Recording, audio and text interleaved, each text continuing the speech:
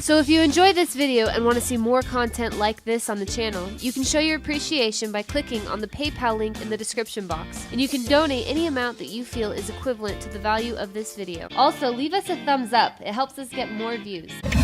But Roger Stone, tell us what's coming up. And speaking of people stealing information, that's what MSM's done to us in their desperateness, but it's not working. The big news today, of course, is the Manafort raid. I have now conferred with Manafort's attorneys. I have confirmed that all of the records that were obtained were never requested by Mueller's office. They were all mundane, mostly public documents. Bank records could certainly have been obtained by Mueller from the bank with a subpoena. So this is a kangaroo court-style show process. And as I said earlier, I think they're trying to distract from the fact that Jeff Sessions may finally have woken up and appears to be on the trail of Bill and Hillary Clinton and the corruption at the Clinton Foundation, because attorneys from the Southern District in New York have interviewed a number of Clinton Foundation officials and are seeking an interview with Hillary herself. Wow, flesh that out more for us, because obviously you're the former business partner in your lobbying firm with Manafort and Stone and Manafort, and he was the campaign chairman after Lewandowski took over from you, which I guess he was the third campaign manager. Pure optics, obviously, they admit they've run cold on their whole Russia narrative. You've said many times when you've been subpoenaed by these same people, you send nothing because there is nothing. They're talking about in Reuters and places, but me being subpoenaed. I mean, there's literally about my Russian funding. I mean, it's like saying they're going to subpoena me about the leprechaun I've got living in my basement. I mean, it's just, there is no Russian connection. There's 0, 0, 0. That's exactly right, Alex. Look, this is really quite simple. Paul Manafort represented a political party in the Ukraine that competed in an election, the results of which we, the United States, recognized. The individual that he elected, Viktor Yanukovych, then went on to take Ukraine into the European Union over the opposition of Vladimir Putin. There is nothing untoward or illegal or improper about Manafort's representation of a political party in a foreign country. It's perfectly proper. In fact, it's common. Some have said, well, because Yanukovych was a pro-Eastern, that shows that Manafort is in bed with the Russians. It shows nothing of the kind. But that's all they've got. You've been saying that for over a year. That's what's come out. But the big problem I've read from this is they're now looking with what you predicted with total precision. It's just true.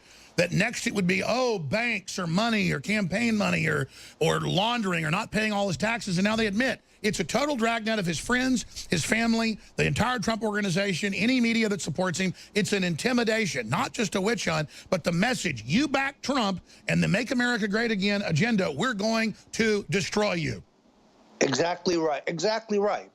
And we have seen this by Mueller's publicly stated intention that he's going to look at real estate transactions done by Donald Trump 25 years ago, long before he entered the public arena of politics.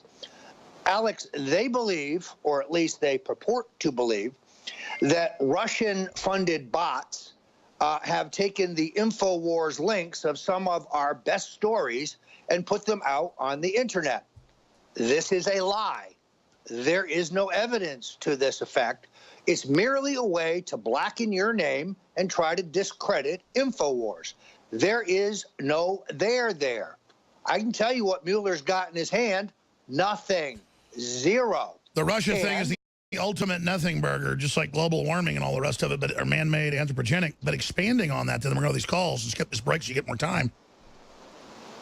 Clearly, though, their strategy is just get this grand jury that comes out of the swamp, 91%, voted for Hillary, Clearly, it's just shake the voodoo stick at things and just say, oh, look, they're criminal over and over again, and then just say abracadabra and subpoena and SWAT team enough people until that materializes. But I just don't see the public buying it.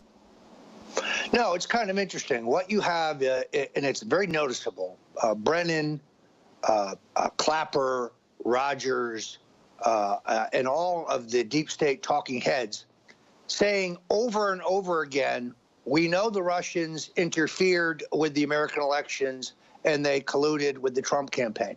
They mindlessly repeat it over and over and over, and it's a lie.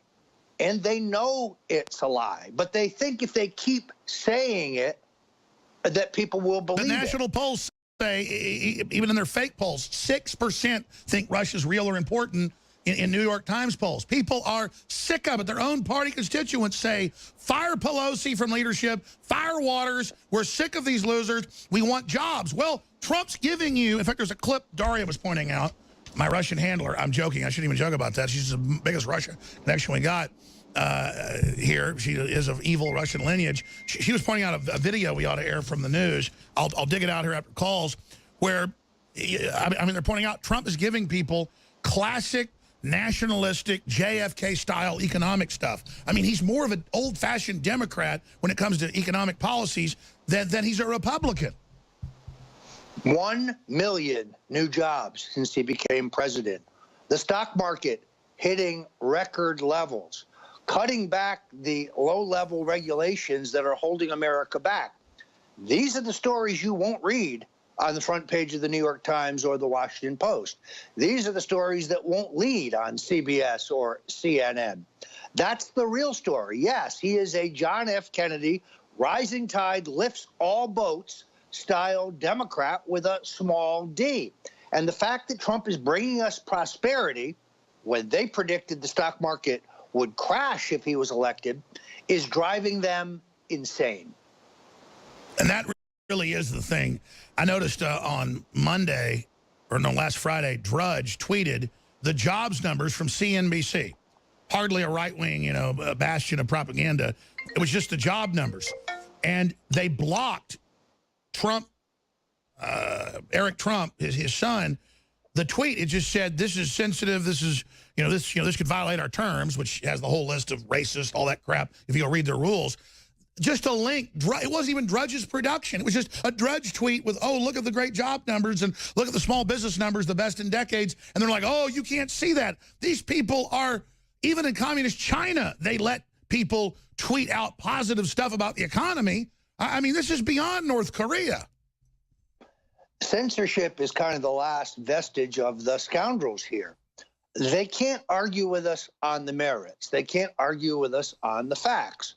So they try to silence us. This is why I'm affiliated with the freeourinternet.org movement, to make sure that the internet remains a true level playing field, and that important outlets like InfoWars and Breitbart and the Daily Caller and others cannot be censored, cannot be blocked, cannot be silenced.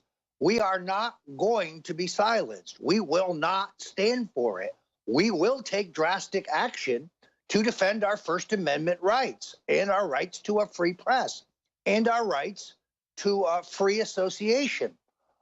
They are really down to censorship as a tactic because they've lost the war of ideas, and they know that. And historically, that's one of the biggest losing tactics. I mean, when you go to the desperate censorship button and then they have to admit it, now Google employees, Facebook, Twitter start defecting, start leaking more data. It's hurting them worse. I mean, Trump needs to move against Facebook, Twitter, and Google for antitrust, for campaign violations, for clearly, because anybody has free speech outside campaign law. But when you get directives from the Democratic Party, as WikiLeaks shows, and you go out and try to shut down the general speech, it's racketeering by the very definition of it. Well, you're right. It would be excellent if the Assistant Attorney General for Antitrust would take a look at these issues.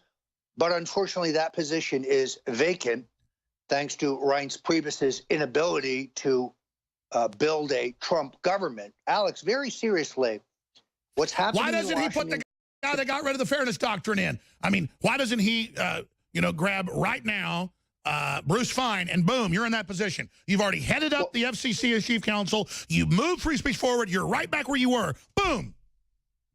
Because the president is unaware of the fact that there is a vacancy, because General Kelly has not told him there's a vacancy. Mr. Priebus didn't tell him that there was a vacancy. The current administration— Instead, there's an Obama snot nose right below operating in that position.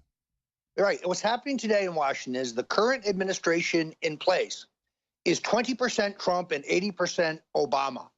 At the second and third levels of government, all decisions, all information, all operations are controlled by the Obama holdover. And they're dug in. The man responsible for this, Reince Priebus. Remember that name. He is responsible.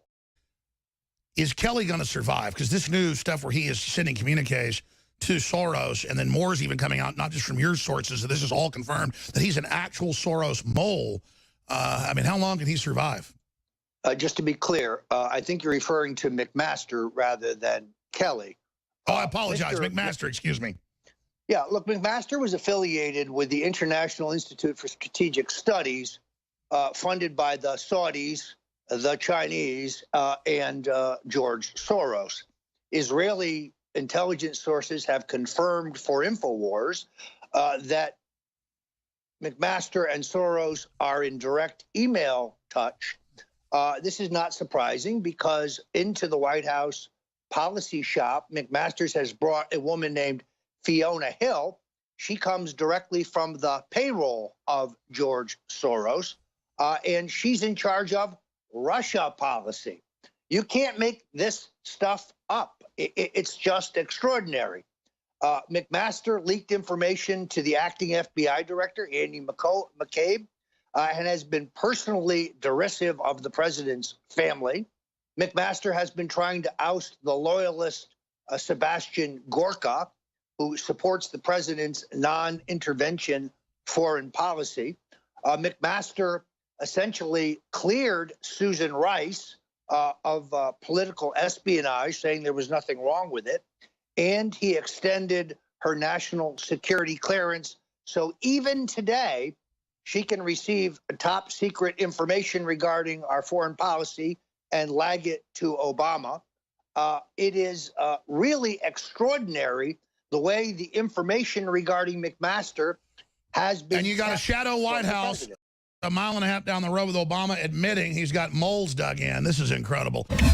If you're interested to learn how to create content and spread content, we'll show you how. Go to the Operation How YouTube channel, click on the About button, and then click Message. Send us an email. If you want to engage, become an info warrior, we will train you up. If you like this video, make sure you hit the like button and also subscribe to the channel and hit the bell icon below the video to get notified when the latest new content drops. Keep us in your prayers. We get a lot of resistance for putting these videos out, but to Yahweh be the glory.